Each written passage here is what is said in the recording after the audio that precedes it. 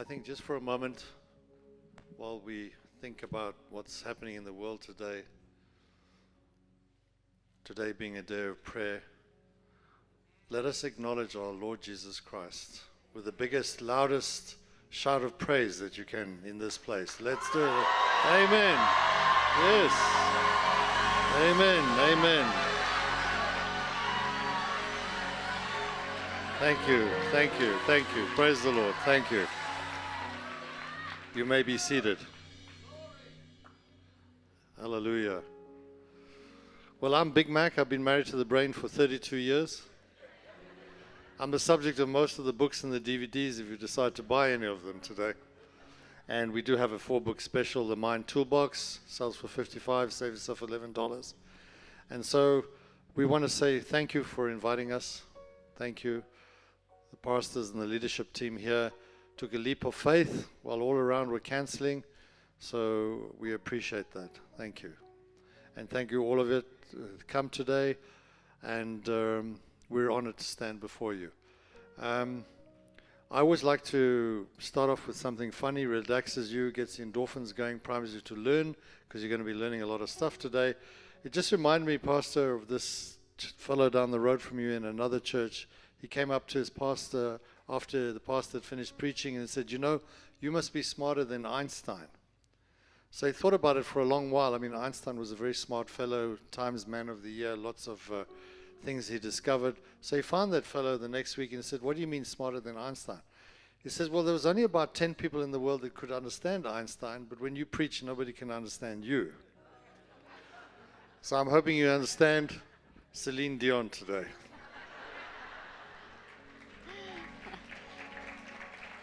Thank you. It's so good to be here. Thank you so much to Pastor Trish and Joel for having me in your beautiful church. And you've got amazing pastors. I enjoy talking to them so much. They're so insightful and you've got really good leadership. You're very fortunate.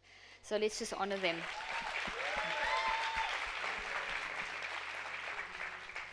I don't say that lightly. I meet pastors all around the world, so that's a big, we really honor you. Okay, so I'm a scientist, so I teach people about the mind, and something that I know is very important to say up front is that science is very spiritual, because science and spirituality come from the same author, God. Science comes from the word sclera. I love to tell people this, and sclera means knowledge, and God is the source of all knowledge. So talking about science in church is extremely important.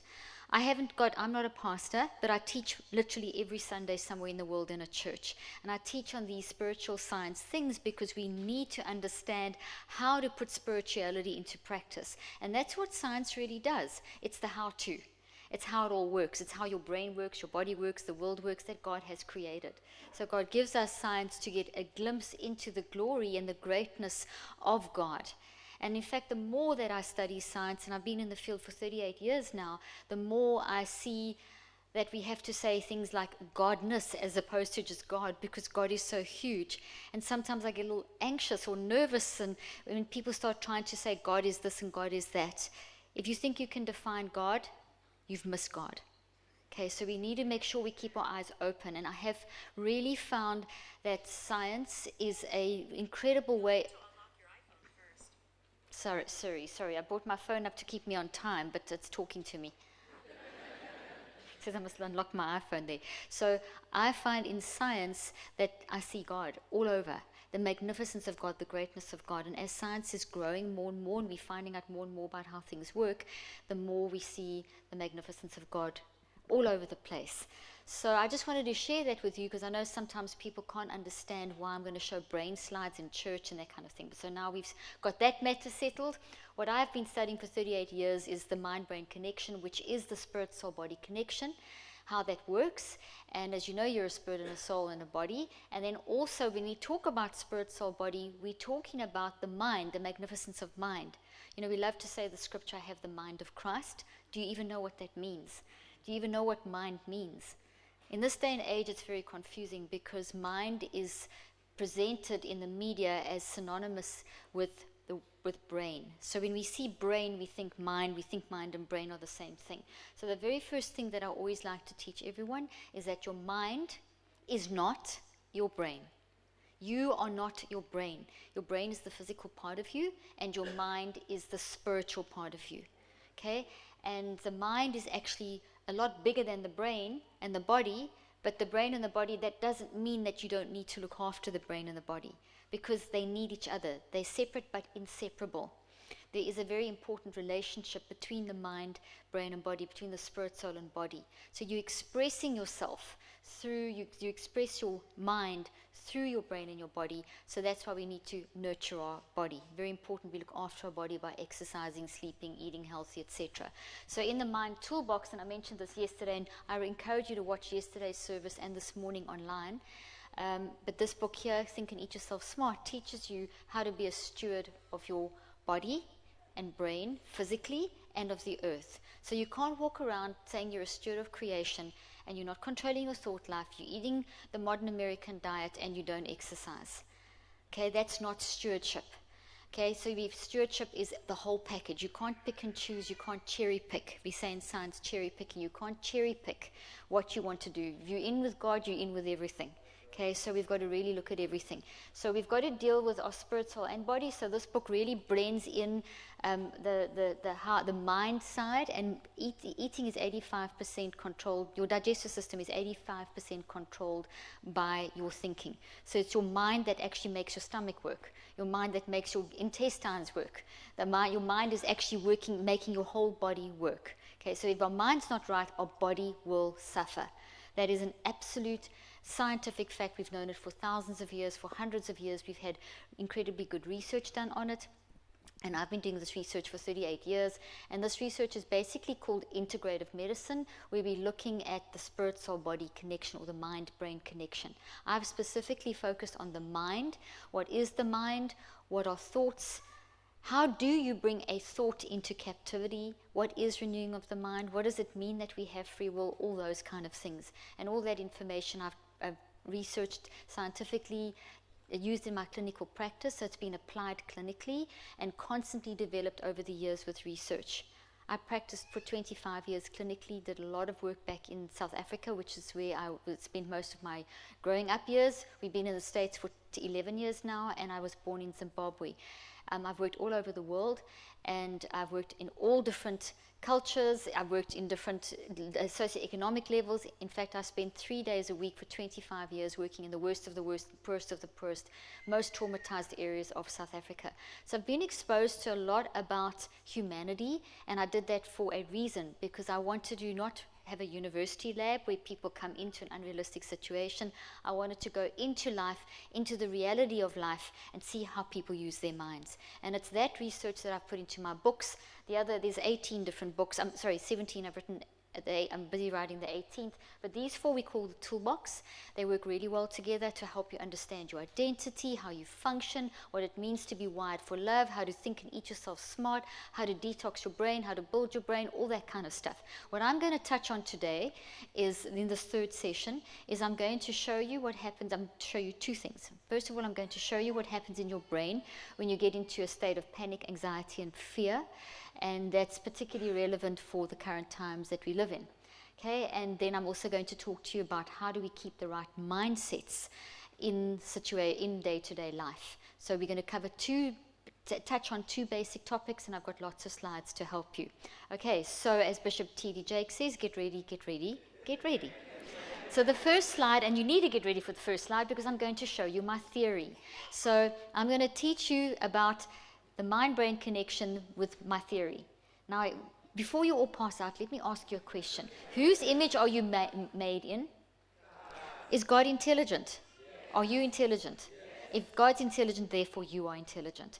Now we dumb everything down, and that's a big mistake. Everything's dumbed down. 3-point sermons or 3-point teachings or whatever. You are brilliant, so I'm going to stretch your mind. You need to listen to this stuff more than once anyway. You can't just listen to something once and learn from it. You need to listen to stuff many more times than once. So you're very fortunate this is being taped. You've got all the materials, you've got the books. I have an app called Switch, which I'll tell you about in a moment. It'll teach you how to do all these things daily. I've got podcasts. There's no reason in this information age for you not to learn stuff and not to learn new information. The stuff that I'm teaching you is fundamental.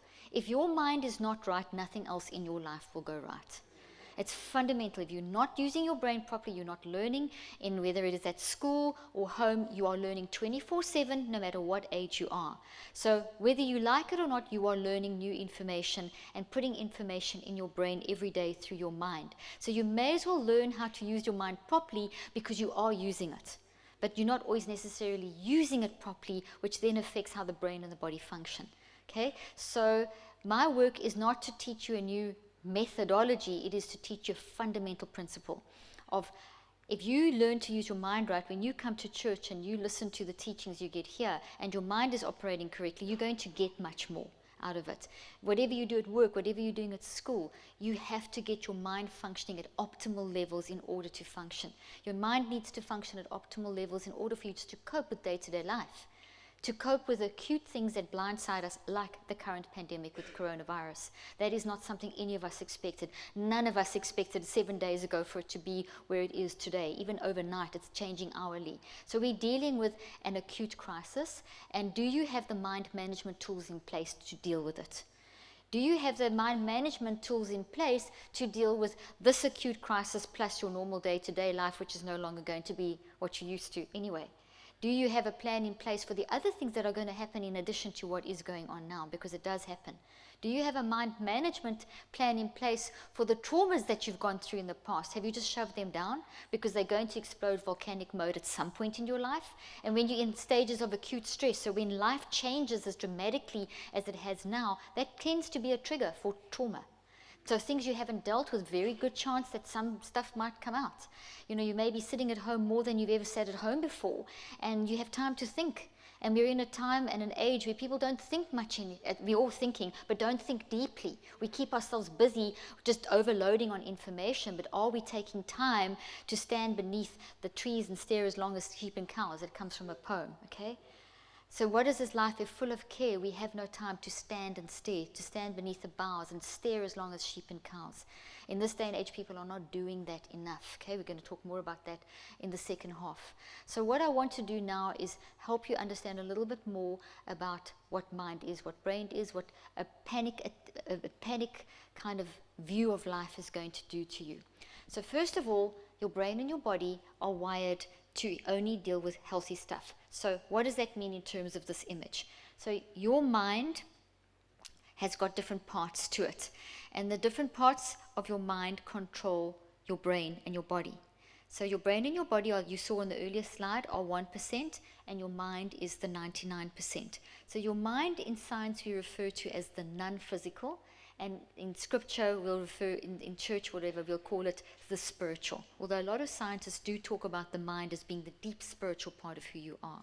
Okay, so it's the biggest part. So now taking that slide, let's look at the next slide. So that green and the purple represent the 99%. Okay, and the blue part represents what you say and what you do. The pink clouds represent what's going on in your brain in response to all the other stuff.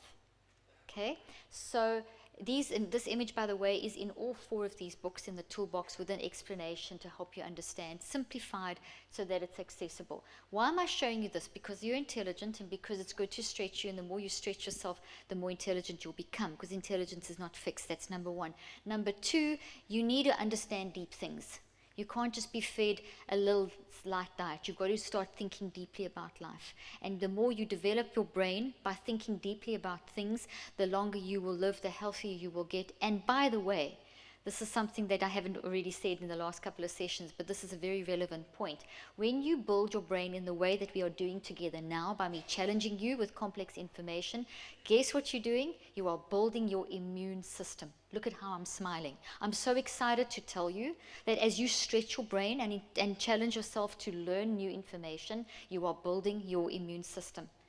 And that's obviously if you're doing it correctly, okay? So just this session together alone, I'm giving you hope, which will build your immune system, and I'm going to be building your brain, making you stretch your intelligence, which is building your immune system. So there's multiple benefits of you coming to church today, okay? Not just the ones that you know about already, but I'm giving you some new science that is basic fact. So Your mind, the 99, is the green and the purple part, and then the blue part and the pink part represent the body and the brain. So the blue and the purple part are the 1%, and the blue and the pink part, the 1%, and the green and the purple, the 99.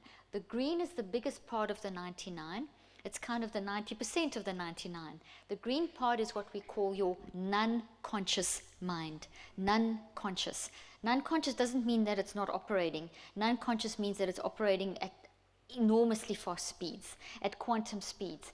Your non-conscious mind is your, for want of the easiest way to understand it, is your direct spiritual link to God, literally. So it is the most powerful part of who you are as a human. It's your humanity. It is the essence of God in you. It's that Job 32:8 breath of life. It is your direct connection to God. It is beyond, it operates on quantum, it has quantum characteristics, which means it's beyond space and time. It's unlimited, it's infinite, it's huge, it's massive. It's the uniqueness of you. It's where all your experiences of life are stored in the non-physical. They keep changing. It's dynamic. It's always going. It's always moving. It's operating constantly. And right now, as you're listening to me, it's moving at speeds of 10 to the 27, which is what we estimate.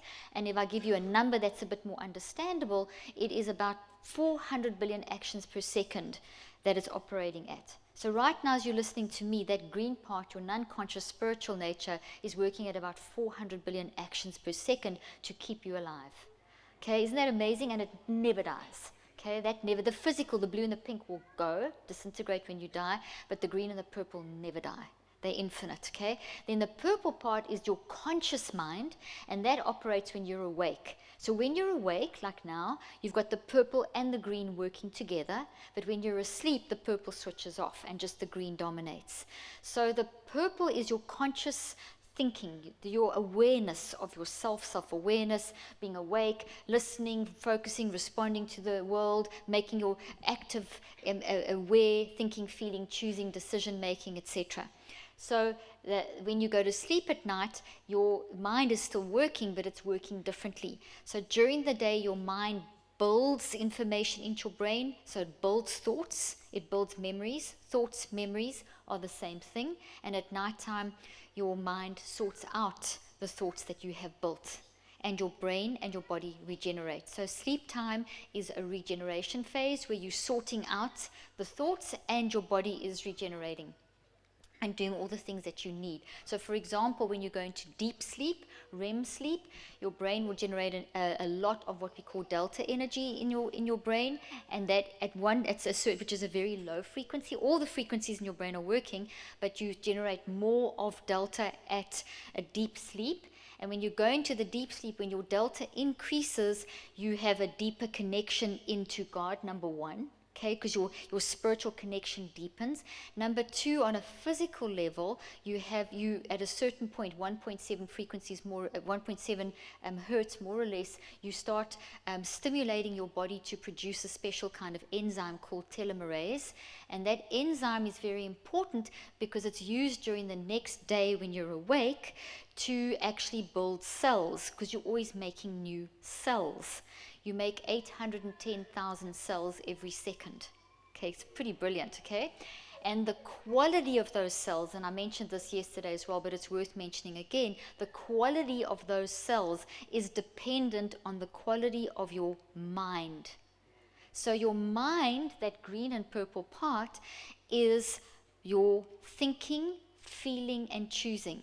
So if you want to know what mind is, it is this 99% spiritual, non-physical. If you want a more specific wording, it is how you think, how you feel, and how you choose. Those three go together always. When you think, you will feel. When you think and feel, you will choose. When you think and feel and choose, you are going to build a thought, which is a memory.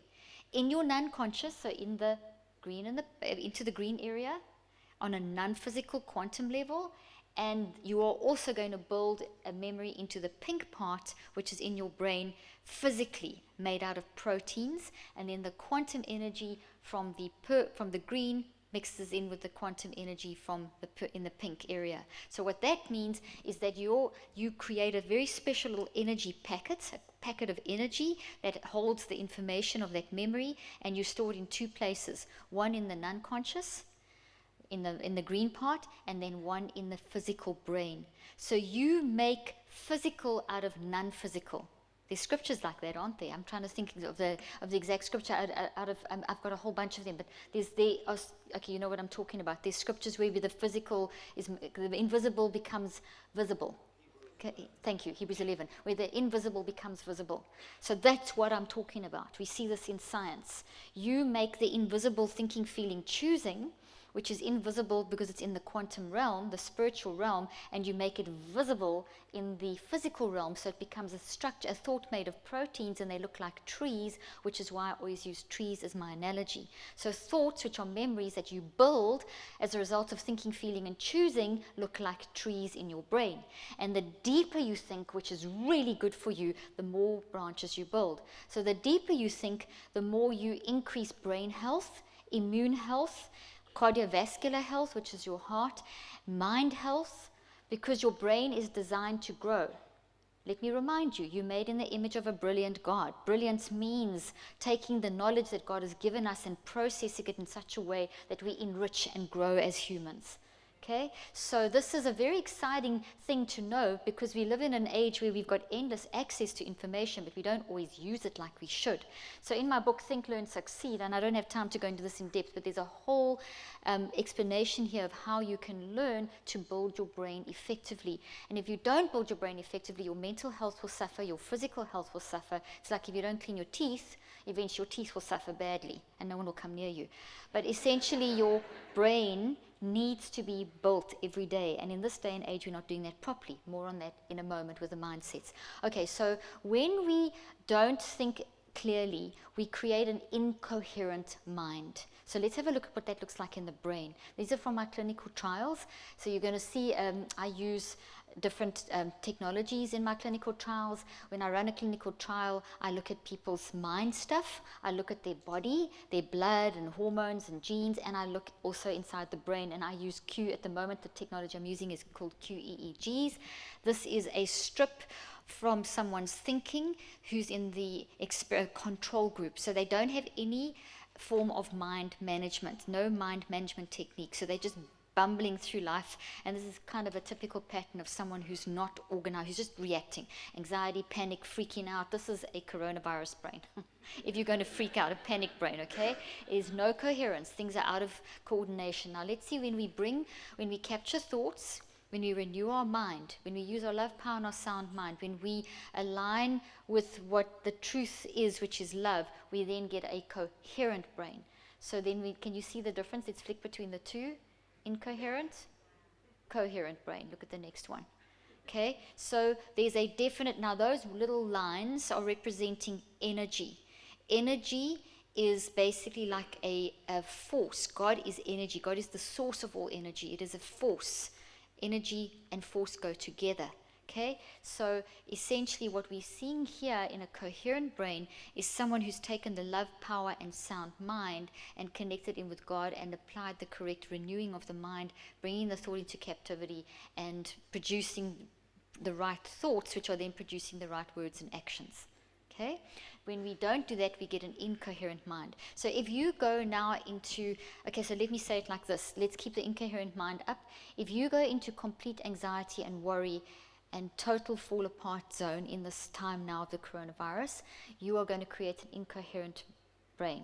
Okay, you're going to have energy because you are pushing, your mind works through your brain, so you are pushing energy through your brain. Let's have a look at a quick slide of mind moving through brain. Very powerful image using very advanced technology, someone who's actually alive. This is not a fictitious thing, this is a real human connected to this technology, and what you're seeing there is the spirit or the mind moving through the brain and the brain responding. So you think, feel, and choose, and you push this energy that is connected to God. God's given you this energy of life, which is represented in your thinking, feeling, and choosing. You push it through your brain. Your brain responds on all these different physical levels, and you build physical little tree-like structures, as I've just been saying, into your brain. Okay, so when we're doing that in the love zone, which is that side where the green tree is, we are connecting in with God, and we are then building these thoughts. This is just another way of looking at it. The things growing are what you're doing now at 400 billion actions per second. You are growing these words that I'm saying into little trees in your brain, little branches holding this stuff. and it's physically in your brain, and that's also represented non-physically in your spirit. Now, I know that's hard to understand, but it's pure science. It's spiritual fact. It's the deep things of God, and it just shows how brilliantly God designed us and how we need to take advantage of that. And the reason I tell you this is because you are responsible for that. Okay? You can't blame the devil or blame your mother for not breastfeeding you for long enough, or blame your pastor for not praying for long enough, or blame whatever. It's so easy to blame everyone. You cannot control the events and circumstances of your life. You cannot control what the politicians are doing and what people are doing with whether they are getting on the plane or getting with you, meeting up with you, and they've got the coronavirus and they're not talking about it. You can't control that. In fact, the latest research shows that we thought it was just people that were actually showing symptoms that were contagious, but now it's people that aren't showing symptoms are just as contagious. So we don't even know who that is. So now we can think, oh my gosh, maybe the person sitting next to you is a carrier, and now what? I don't know, nor do you. But are we going to panic? No, because we're going to get an incoherent brain. If we're going to panic and get an incoherent brain and move into fear, we are going to immediately lower our immune function by increasing inflammation through the entire brain. So by panicking and worrying, I send that energy that you saw, that fire energy, through the brain, and I disrupt the whole flow and balance inside the brain. I create imbalance in the brain. Okay, that's what you will do if you go into panic or worry. The minute that there's an imbalance in the brain, the entire body responds instantaneously. You have 75 to 100 trillion cells. So when your mind goes into panic and you start building a toxic tree of panic in your brain, what's going to happen? What if I'm sick? What if I'm sitting next to someone who's a carrier? Now everyone's suddenly just looking like this, you know. You're going to build a toxic tree in your brain. The proteins fold incorrectly. So your thinking, feeling, and choosing to be scared of who's sitting next to you, I'm just using this as an example because it's quite real, okay, is now going to cause a physical reaction in your brain. And instead of building a healthy cell where the proteins are folding correctly and the vibrations are correct and there's coherence and balance, and which gives you wisdom and clarity of thought so that you can make the best next decision, you are now going to build a toxic tree in your brain about the situation. The proteins fold incorrectly, that creates imbalance in the brain, and that creates a reaction in the immune system of your brain, and your brain says, oh no, something's going on, freak out. Now the immune system of the brain sends out autoimmune factors, it sends out immune factors, immune factors, and that causes inflammation. Inflammation is designed to protect you. So if there's a virus, it gets contained by the inflammation while the body heals itself. But if you keep worrying, it's not going to contain. So now there's no actual physical virus in your brain at this moment that I'm talking about. It's your thought that I'm talking about. But your body's recognizing that toxic worry thought as though it was the coronavirus or any virus, or any damage, maybe a blister on your foot or whatever. So as soon as there's any physical damage to your brain or body, or any invasion of anything that shouldn't be there in your brain or your body, your immune system responds. And it's to protect you. And then it's supposed to protect you, your body heals, and then it subsides, and you get anti-inflammatory factors, and then your body, and this is the cycle that is set up that protects you and keeps us alive. But if you are worrying, because the driving factor is mind, so mind keeps the balance, but if my mind is out of balance and incoherent, I throw that thing out completely. And when you throw it out completely, now you are going to get a thought that's toxic, which sends a message immediately to every cell of your body. Your immune system in your brain is now saying there's a problem, sends out inflammatory factors. Every cell of your body starts responding. You're going to find that your hypothalamic pituitary axis, which is your HPA axis, which is your stress axis, gets out of sync and out of control. And now you're going to have too much cortisol, you're going to have too little DHEA, you're going to have too much ACTH, and all these different things that we can measure. And that's the good stuff that's doing good stuff now doesn't do good stuff because it's in the wrong quantities. Does that make sense? That's the simplest way of understanding it, just by you worrying.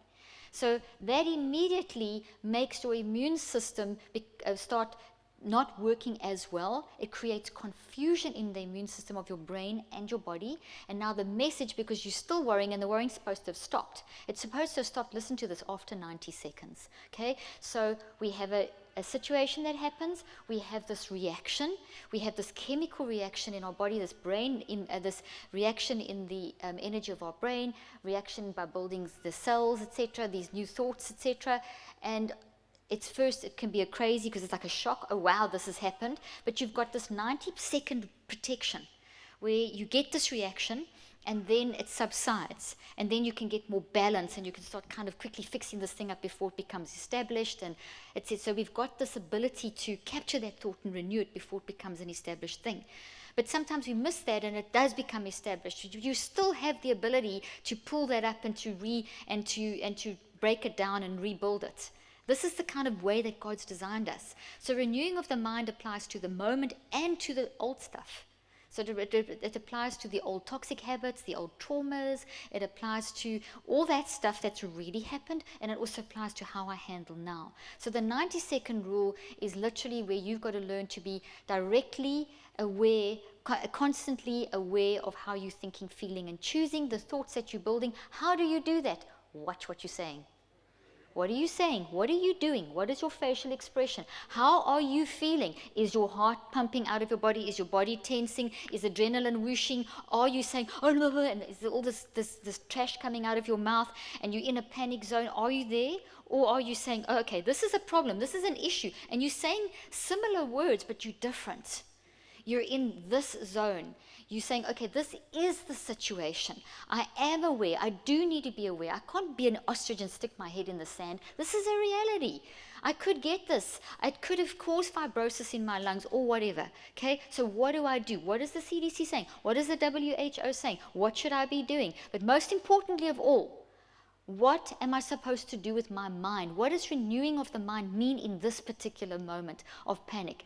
Does it mean that I get all anxious? And let me show you an anxious brain. I'm going to show you a head map, which is a QEEG technology where we've basically converted people's thinking into a little image on a it's called a head map. You're going to see it in a moment. And I'm going to show you what an anxious brain looks like and how destructive it can be. It's coming soon. Okay? That sounds like a movie. Preview. Coming soon. Okay, so when we are in this anxious state, there we go. Look at the bottom red one. So that is a brain that is functioning in complete and utter panic and high anxiety.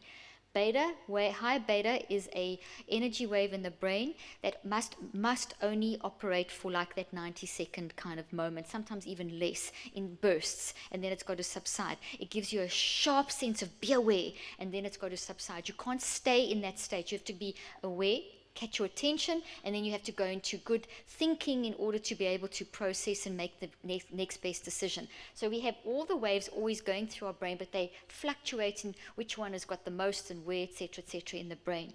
But now when we see that kind of pattern, and I'll explain the day 21 and all that stuff in a moment, but when you've got a lot of red across your brain like that, that is a brain that is building toxic thoughts, that is in a state of panic, that is causing all the hormones to go into the wrong levels.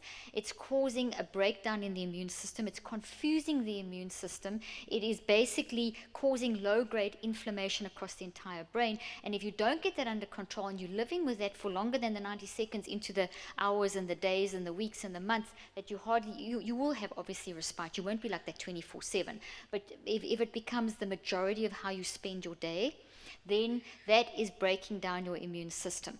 But within a few seconds, it's starting to break down your immune system. But if you calm yourself down, your immune system can repair quickly, so can your brain. But if you get into this for the next 2 months or the next 2 weeks or however long, that is going to lower your immune system. If your immune system is lowered and your inflammation, if you have increased inflammation throughout your brain and your body, we know clearly from science, very well established science in the medical scientific community and scientific research and across the board, mind-brain research, integrative medicine, that when your body's in a state of inflammation, you are 75 to 98% more vulnerable to disease. Okay, so your vulnerability is increased. So you don't want to increase vulnerability. So what I'm saying is that when God says do not fear, there's a really valid reason. Okay, do not fear. It doesn't mean be stupid and pretend everything's going to go away and think that that you can just, pass the buck prayer. Okay, I've said my prayer and now I'm okay. That's not enough. You've got to stay in a state of continual prayer. You've got to monitor your mind all the time. And this is where we've got to distinguish between, and I spoke about this in the first session, so watch the first session. You've got to distinguish between condensed prayer, where you pray in the moment. So like here you come to church, pastor prays for your protection as you go out. And it's a day of the whole nation is being called to pray. That's condensed prayer. We need to do that. That's the trigger. But what are you going to do to sustain? It's okay if you drop the red and it goes to a grey, perfect for this time in church, but you walk out and you're back to the red. What are you going to do in between, okay? So there you have to maintain it. You have to get into a lifestyle. So to help you, I've got my materials, but I've also got an app called Switch that we released, which is what I use for my clinical trial. So before we show you that picture, look, it says day 1, day 21, day 63. I did a 6-month trial. You've just seen the first 3 parts of it up here. Day 1 is when it started. We looked at people's their story, what's going on in their life, a whole lot of psychological measures. We looked at their blood, we looked at their brain, and then we put them onto the Switch app if they were in the experimental group. The Switch app, which we won't show you a picture now, we'll show you in a minute, but the Switch app is based on 38 years of research on how to get to capture a thought and renew your mind for the moment by moment stuff, plus the traumas of the past. So it's exactly how do you look at what you're doing and saying, track it back to the thought behind it, track it back to the thinking, feeling, and choosing, and how do you control that and redesign it? In other words, it's teaching you how to embrace and process and reconceptualize, which is exactly what Jesus did in the garden. Jesus embraced what he was going to go through. He processed in the garden, sweating blood in the process. He got on the cross and reconceptualized sin, and he rose again. Okay? And Jesus did that in community, because the disciples were with him and he woke them up not to ask for Prozac or painkillers. He asked them to be awake with him. So you can't take over someone else's pain, but you can be with them in pain. So we need to stand together as community in this time of crisis. At any time, we're supposed to help each other in a time of crisis. When you help each other, you increase your own healing by a factor of 68%. So as we isolate physically, we must not isolate in us as a community. We must reach out to each other. However, like in Milan, they are singing from the balconies to those people that are maybe living alone. They are creating the most amazing things. Just read the stories that are going on, not just the doom and gloom. Read the incredible human stories of humans coming together in this time of crisis. And that will increase your immune system's ability to function. It will activate genetic switches in your brain that enable you to function at a much higher level. Look at that. People who served others experience a 68% increase in healing compared to those who only got treatment for themselves. So that applies to if you're in a situation that applies across the board. You're in the situation now. It's not just about me, myself, and I.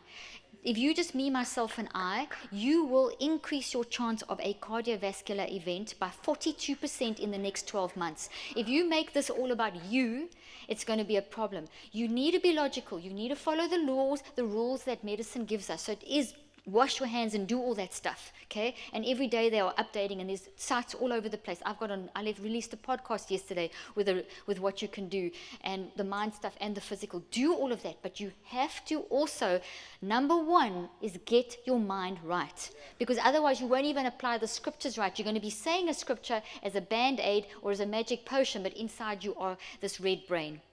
Okay?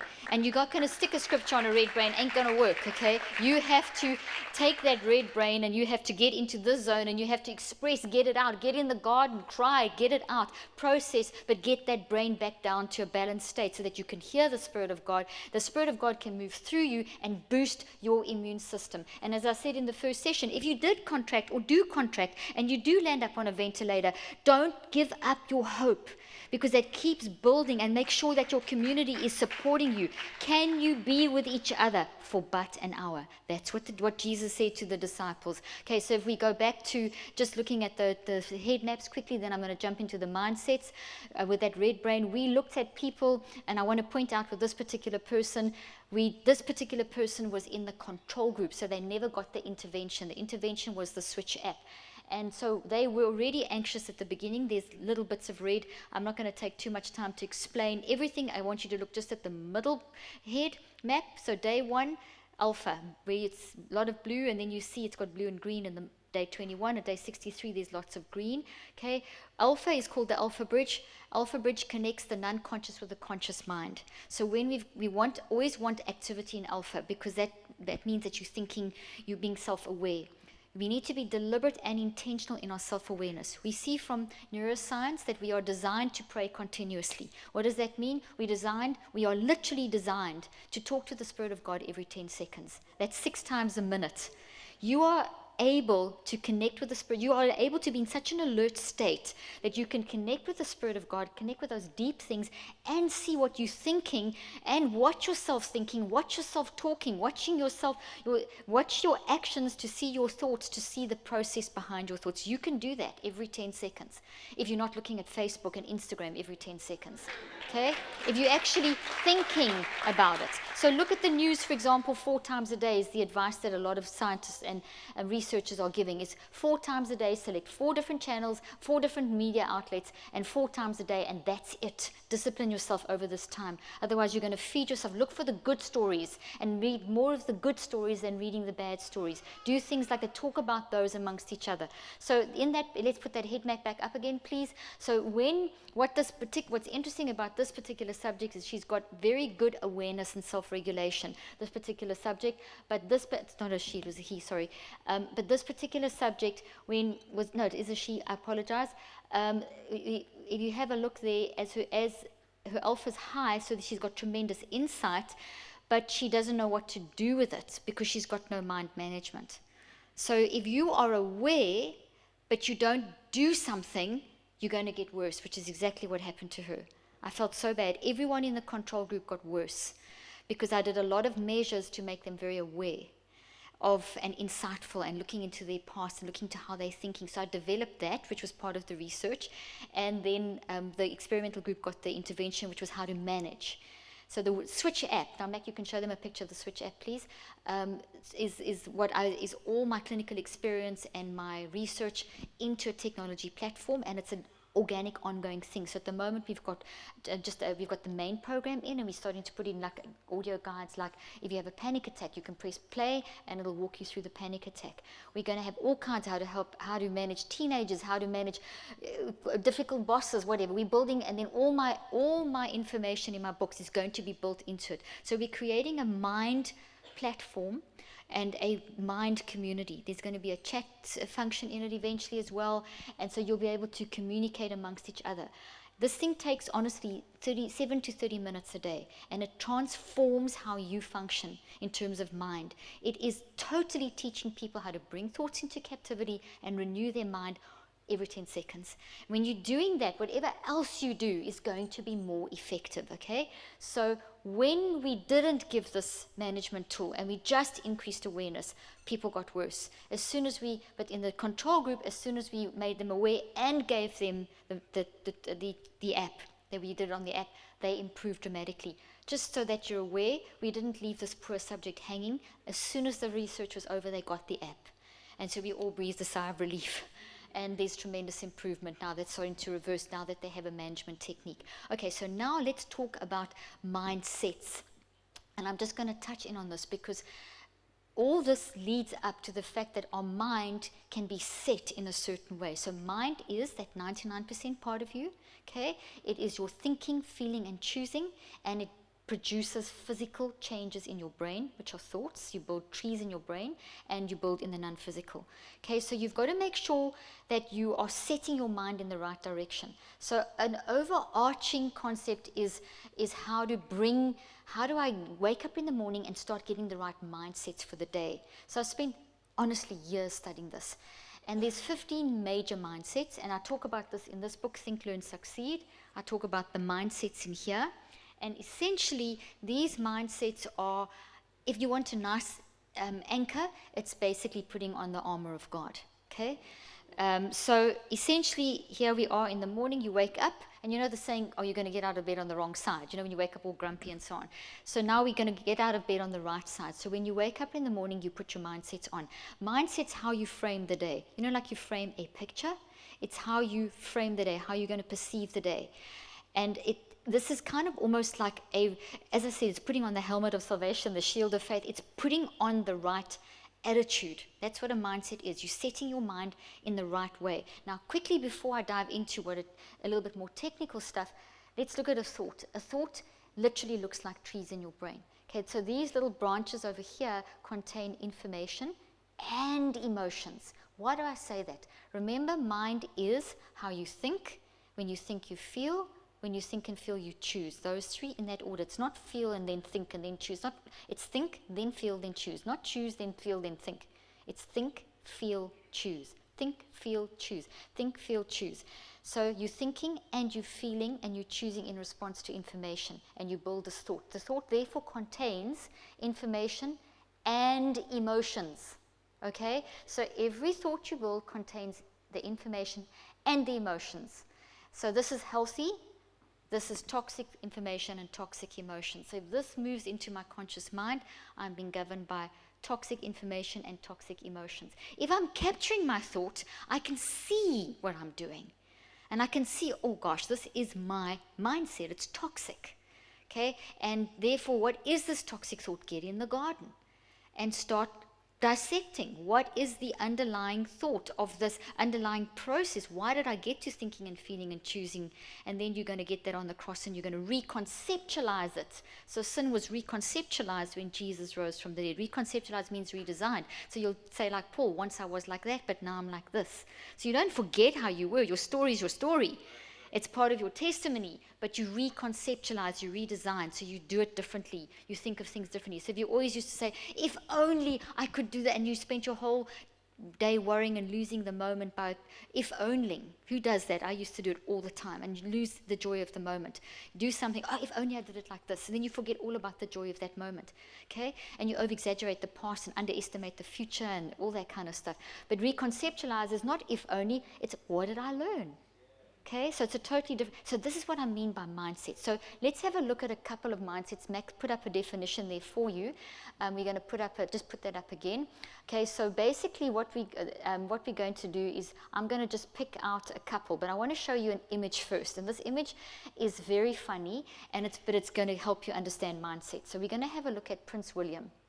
Okay, have a look. Mindsets are all about perspective. Okay, perspective, reconceptualizing, framing, attitude. Okay, now you all think, how can she show this in church? Listen, we look at this in real life. Church is life. So let's stop kidding ourselves. Oh, I'm all holy here. I'm not going to look at a picture like this. But listen, let's be real, okay? Get what I'm saying? All right, so this is a photograph of Prince William. It's the same picture from two different angles. Okay, so he was not swearing. He was holding up 3 fingers. But that was the correct perspective at the bottom, and the top one was just the wrong angle with the wrong perspective. It's the same photo, the same moment in time from 2 different perspectives. So that's what I'm trying to say with your mindset. You can look at this coronavirus from one finger, and I'm not going to hold it up in church because then I'm swearing at you behind my back. Okay? Or you can have a 3-finger perspective. So think of this as the 3-finger mindset, that's the 1-finger mindset. Here I'm tuning into God, here I'm seeing the truth. But if I'm toxic and in a panic and worrying, I can't even get in the zone. So then I'm in the 1-finger zone.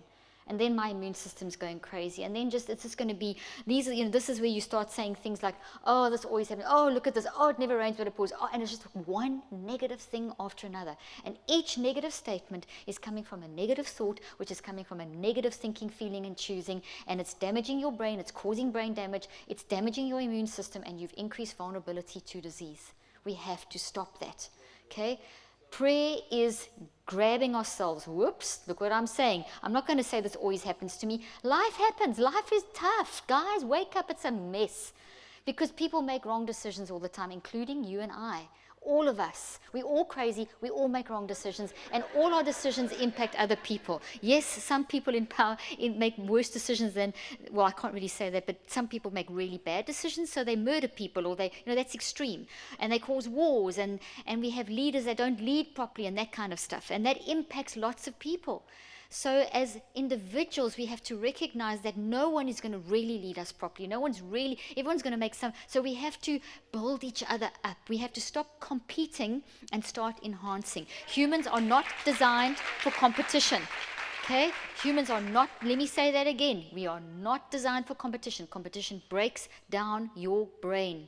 It'll create a red brain, it'll create a depressed brain, it'll create an incoherent brain, and your body will suffer, your immune system, because you're not designed to enhance, compete. Competition means that you are threatened by other people. You have to be better than, you have to beat them. Someone is going to not be the winner in a competition. Meanwhile, what we need to recognize is that there's something you can do that no one else can do. There's a way that you perceive the world that no one can perceive in your way. So therefore, you're not competition, you're enhancement. So what I'm teaching people is enhancement is the name of the game, and we see this in brain science, and we see this in the Bible. It's not about, there's nowhere that Jesus tells you to compete, everywhere that Jesus tells you to love. Competition is not love, enhancement is love. Enhancement says, wow, I'm so happy for you that you got that new job, and you really mean it. Not, oh, I'm happy, but I wish I'd got it. So you smile sweetly, but actually you wish you had got that job. You just put yourself in that zone and just dropped your immune system, just damaged your brain, all kinds of stuff, brain damage. If you're in competition like that, you make a lousy someone else, you make an amazing you. We need to spend less time competing and more time finding out who we are so that we can enhance. So in my book, The Perfect You, I developed a profile years ago. It used to take like 7 hours to use in my clinical practice. I've simplified it down. The one part is in here called the UQ, the Unique Qualitative Assessment, and the other part is in here called the Gift Profile. That's why these work together as a toolbox. Okay, and this book over here has my 21-day brain detox in. All of these work together with the app. And each of those has got workbooks and DVDs. So we have lots of churches around the world doing 9-week programs because the DVDs and workbooks work into Bible studies, 9-week Bible studies. So you can break this down and get into groups and study this. This is a great thing. If you're all at home, you can have online virtual reality using Zoom, whatever. You can actually set up a time now to get your mind under control. You need some time to fill, get my books and set up Bible studies. Start teaching people. Reach out. You are however many people here today. How many people can you touch and help them with their mind in this time? What a difference we can make together. Okay, so mindsets. Give you another example of a mindset I want to talk to you about the stress mindset, specifically because Pastor Trish wanted me to talk about that. So I'm going to talk about that. So stress mindset. Okay, so now in the morning, mindsets are this perspective. Are you going to wake up in the morning with a 1-finger perspective about stress or a 3-finger perspective? What do I mean? Okay, stress is stress is your body's way of helping you to actually be very focused and have a lot of clarity of thought. So stress is good for you. We've had so much bad teaching and incorrect teaching about science that we would say, I'm so stressed as though it's a bad thing. I'm so stressed is a good thing. Okay, what's bad? I'm so toxically stressed. I'm not managing my stress. That's the difference. Okay, so how you perceive the word stress is going to influence how your body responds to the word stress. So the correct mindset is that stress works for you and not against you. Okay, so stress is a good thing. It is a positive thing. When you go into positive stress, 1,400 neurophysiological responses will work for you and not against you. Wow. You, by just saying this is good for me, I'm not going to, these react, my heart palpitating, the adrenaline pumping, you know those normal, the physiological stress responses when something happens, instead of saying, oh, this is bad for me, it's going to give me a heart attack when my body does this, say, no, this is good for me. As soon as you say that, you shift yourself out of that zone and into this zone, just by that statement. So immediately, as soon as you see, okay, this is a crisis situation, but I'm not, and my body's responding, which is very normal because you're processing, and your mind goes through your brain, your body is going to process. So because this is a threatening situation, the coronavirus, for example, your body is going to react with a stress response for 90 seconds, and then it will calm down, and then the stress response changes and starts working for you and changes how your brain and body function. So for example, when you say, okay, this is good, I'm going to step into this zone, I'm going to freak out in the love zone, I'm going to make stress work for me, then the blood vessels around your heart will dilate. that will mean that there's more blood flow and oxygen going to your brain. That means the neurotransmitters that help you think clearly are going to be functioning at a higher level. This means your DHEA cortisol ratio, which is very important for your heart, for your immune system, for your clarity of thought, is going to be at the right ratio, and on and on and on and on and on I can go.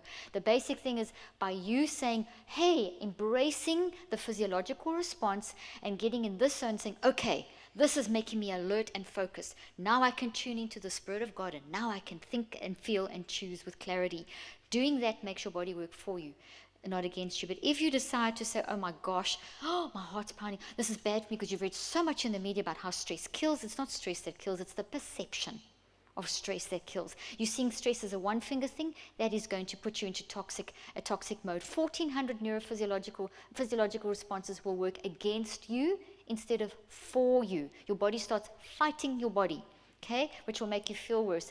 The blood vessels around your heart will constrict instead of dilate. Now you have less blood flow and less oxygen to your brain. You are at a tremendous disadvantage now in terms of thinking clearly, making good decisions, lowered immune system, increased inflammation, and all that stuff. That's not a good state to be in. So we need to have a stress mindset put on. We need to say to ourselves when we wake up in the morning, today is going to be filled with all the chronic stresses, the day-to-day stuff, and that's all good.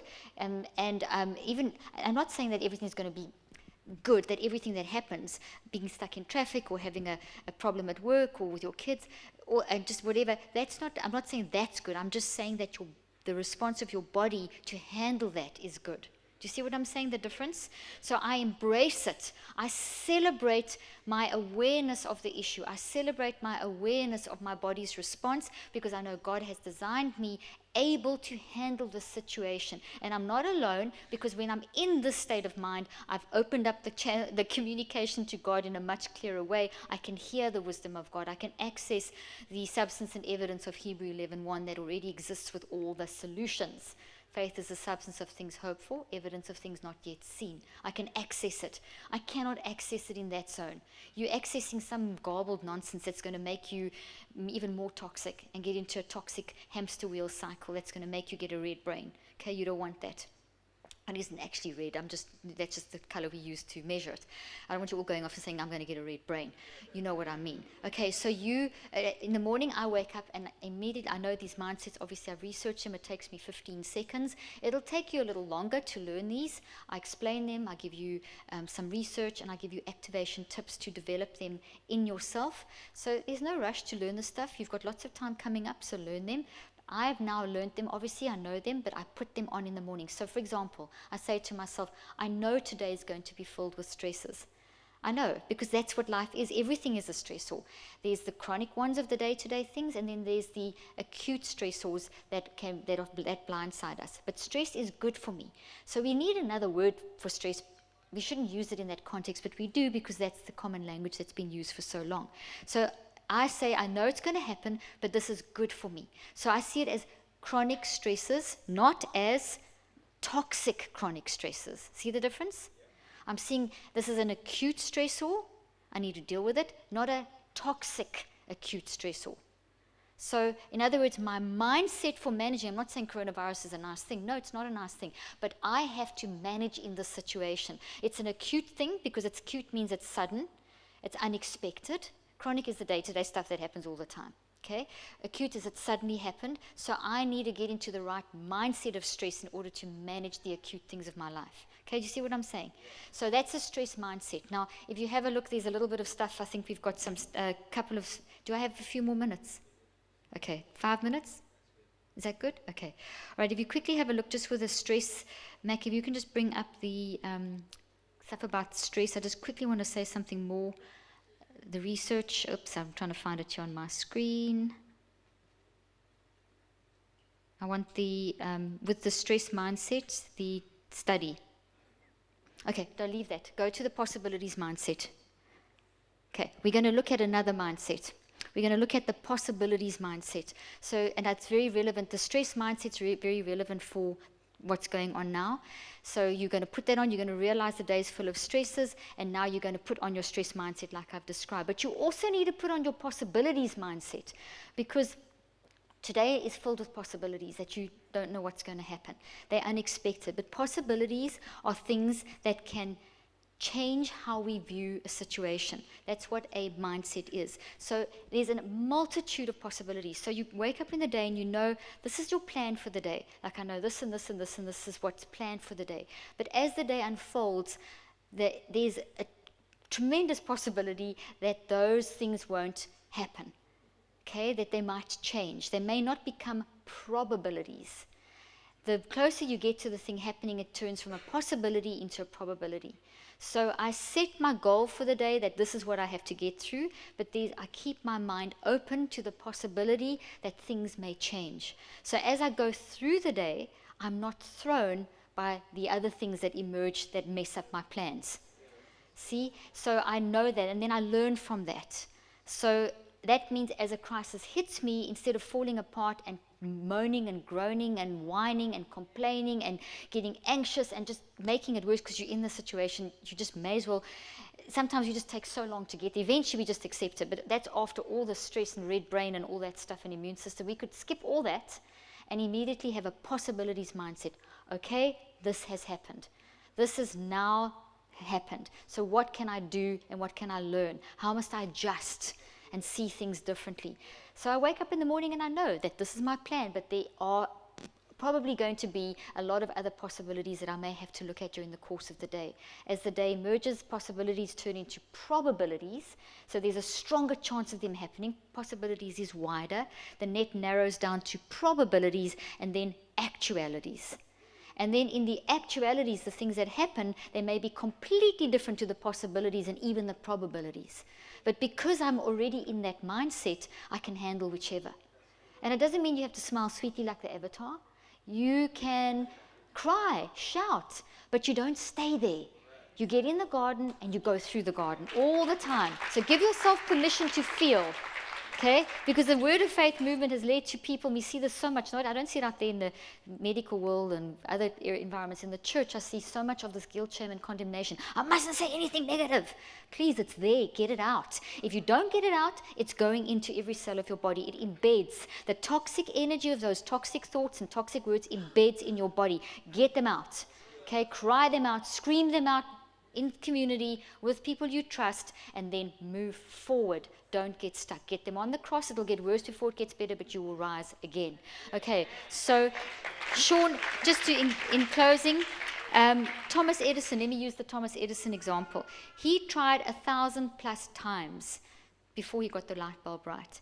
And he was interviewed by some journalists, and they said to him, "How do you feel about your failures?" And he turned to her in surprise, or him, I can't remember if it was him or her, and said, "I didn't see them as failures. I now know 1,000 different things that didn't work." Now that's a possibility mindset. So I had that in mind, but it didn't work. I kept trying and keep trying and keep trying. Are we doing that? No, we want instant quick fix. We do it once, and if it doesn't work, we fall apart. Maybe 3 times if we're lucky, and then we fall apart. Keep going, because eventually you will hit number 1,000. Or 1,001 or 2,001, but it's that attitude that will keep you going through the day. It will keep you progressing forward. So then that is a renewed mindset. A renewed mindset is seeing stress working for you, is seeing having a possibilities mindset, is seeing having a forgiveness mindset. All these things, these mindsets kind of define what a renewed mind looks like. And that's why I have done that teaching. Okay, I've run out of time. You've been incredibly patient. You've learned a lot. I know it's been a bombardment of information. Re-listen online. Please subscribe to my podcast. It's free. I give so much good information. I interview some of the top researchers and scientists in the world. I don't always agree with all what they say, but they say some brilliant stuff, and I'm trying to expose you to all the knowledge that's in the world. I give you lots of tips and techniques. Follow me on email. Listen, I don't need you to follow me. You need me, okay? You need this stuff, because I'm trying to create, this is my research. If you're interested in following my research, if you're interested in partnering with me, as I said, we fund this through crowdfunding. We don't want to be funded through pharmaceutical industries that will control us and make us develop a drug that's going to now kill you even more. So we are trying to keep things as mind fluid as possible. We're trying to really help bring back mind results to you. I can only do so much. I can give you what I have got, and now you have to make the choice to take this and change your lives. Because when you change your lives, the research has shown that, what is it, Pastor, how many people are here today? Around Okay, so 300 or 400, you can multiply that up into the million. So for every 100, it's more or less a million. So in other words, for every 100 people, when you come collectively together, you impact around about 1 million people. You 300 to 400 people can impact 3 to 4 million people. Think about that, just by how you are using your mind. This is why I do what I do. Because when we collectively as humanity get our minds right, we will live the world that Jesus taught us to live, or start becoming more human again. Thank you.